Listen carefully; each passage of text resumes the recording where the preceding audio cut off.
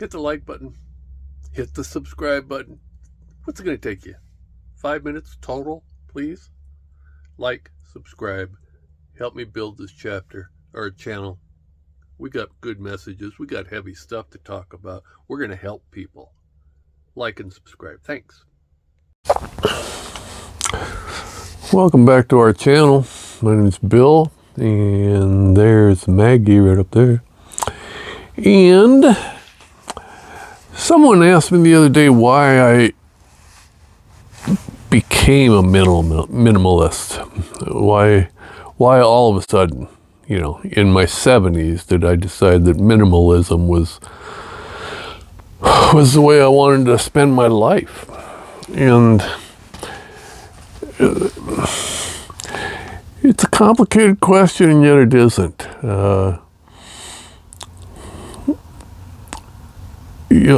I was a good soldier for a long time. I've owned 12 homes.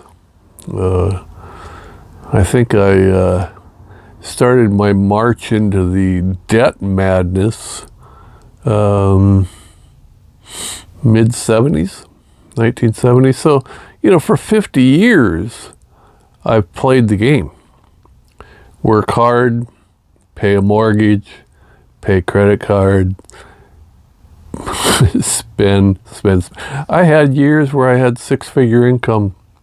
I did. I had years where I was making about $5,000 a year. And I tell you truly that I didn't have a whole lot more savings with a six-figure income than I did when I was making $5,000 a year. But played the game I did, and finally Bev and I got married. Well, we've been together for about 14 years. We've been married for 7, but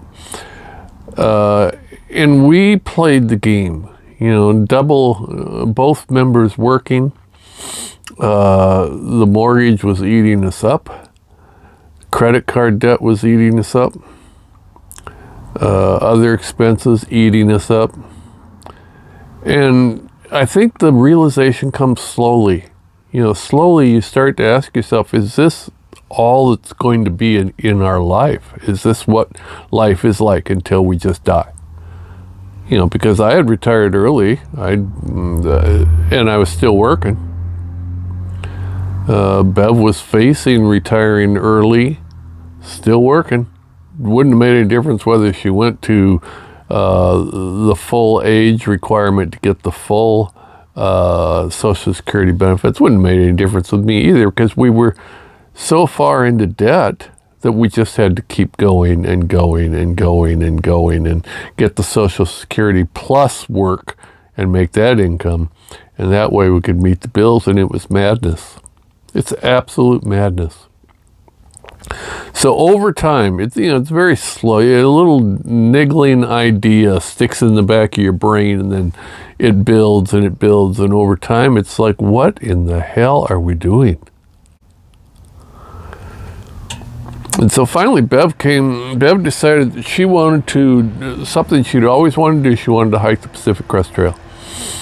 And that left us with a dilemma. What are we going to do with the house? Because I was going to follow her and resupply her on the trail. And we're looking at 6 months minimum of hiking that trail and supplying her. So that meant being away from the home for 6 months. A home we were paying mortgage on. Okay, so what are we going to do? Are we going to rent the house for 6 months? Do we trust family members to take care of the house for 6 months? Do we just leave it empty? What are we going to do? And that was finally the impetus to work up the courage. And it takes courage, guys. I'm not patting myself on the back. I'm talking about everybody. It takes courage till we just said, screw it. We're going to sell the house.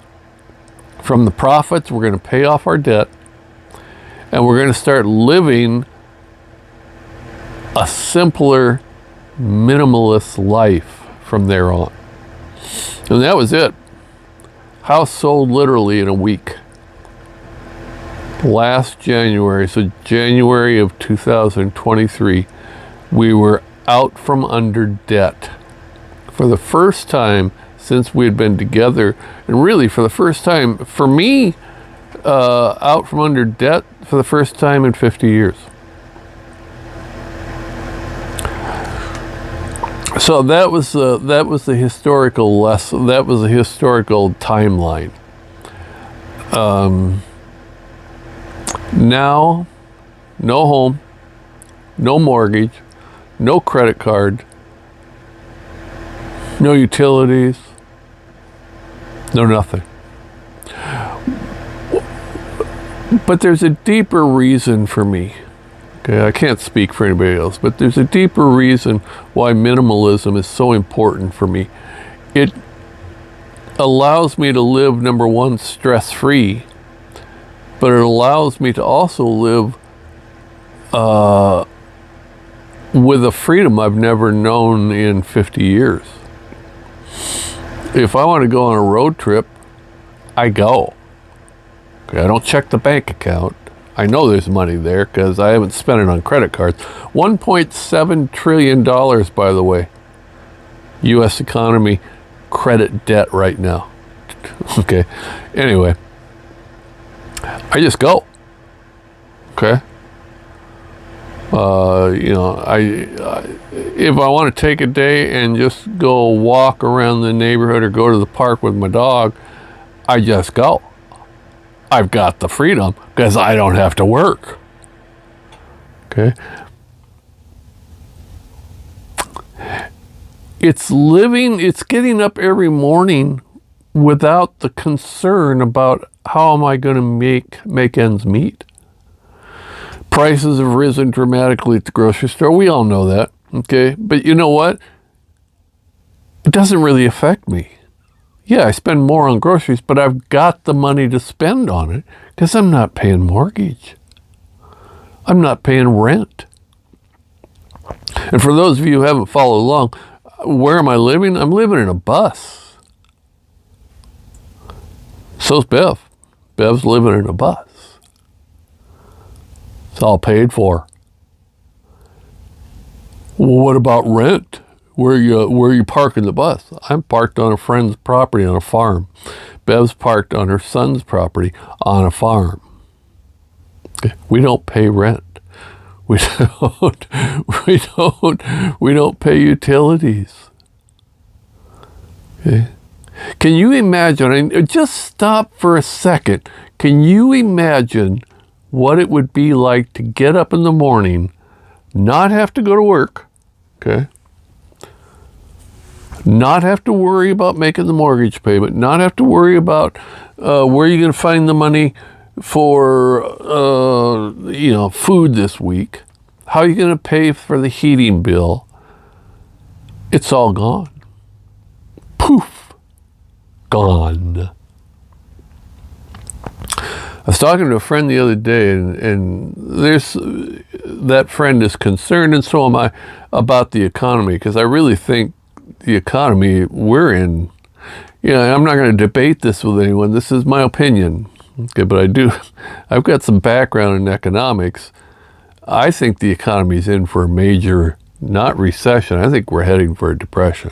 I think the economy is going to implode. You cannot play this debt game much longer. Okay? And not being on the gold standard is going to bite us in the ass. We've been borrowing from Peter to pay Paul as a country for 50 years, and it's time to come due. But the point being, this country could go into a depression. It wouldn't affect me. It wouldn't. Yeah, I'd have to pay a little extra for whatever, food. Okay, but I am worry free. And for me, that I cannot tell you what a feeling that is, not to be concerned with money. So those are my reasons. Okay, I sleep pretty darn well at night. I'm free to do whatever I want. I have no money worries. all pretty good reasons for being a minimalist.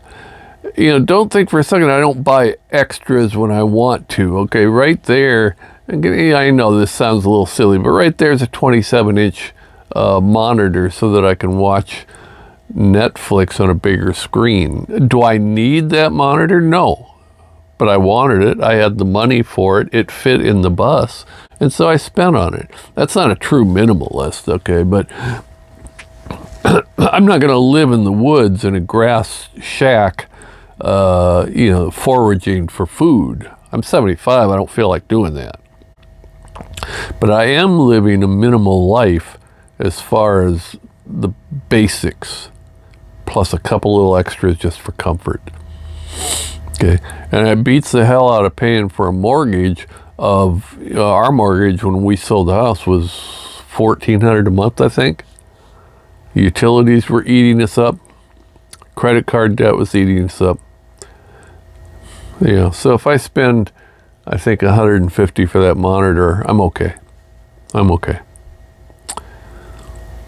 So those are my reasons. You know, credit cards came into popularity in the 60s, really started rolling momentum in the 70s, and people have been playing that game ever since. I mentioned the 1.7 trillion, that's going to go up. And you know what people are using their credit card for now? For necessities. It's not to buy a larger TV screen, it's to buy food, because they can't afford not to. And the 20% interest on that credit card is eating them alive every month. But they don't have any options. They use their credit card to pay for auto mechanic because they have to have their car to get to work. I don't have any of that. I've got none of that. What am I suggesting to other people? I don't know. That's your gig. Okay. What would be my suggestion? Never buy a house. Okay. Find the simplest way to live, whether that's living out of a van, living out of a short bus, living out of a yurt, I don't know, whatever. And build some equity that way. Build some financial freedom that way. Because you're not going to find financial freedom. The average working stiff ain't going to find it through a mortgage or by paying rent. You have to do something drastic. Otherwise, credit and mortgage and all that's just going to eat you alive, guys. You're never going to get ahead. Never. So there's my message. Why am I a minimalist? Because I love it. Because I love the freedom. Because I love not having to worry about money. In fact, money it doesn't even rate in my top 10 concerns. In fact, I don't have very many concerns because a lot of them had to do with money. It was just like the tentacles just spread out, you know, from the original money problem to different money problems to another money problems over here. And what a way to live. Don't want it.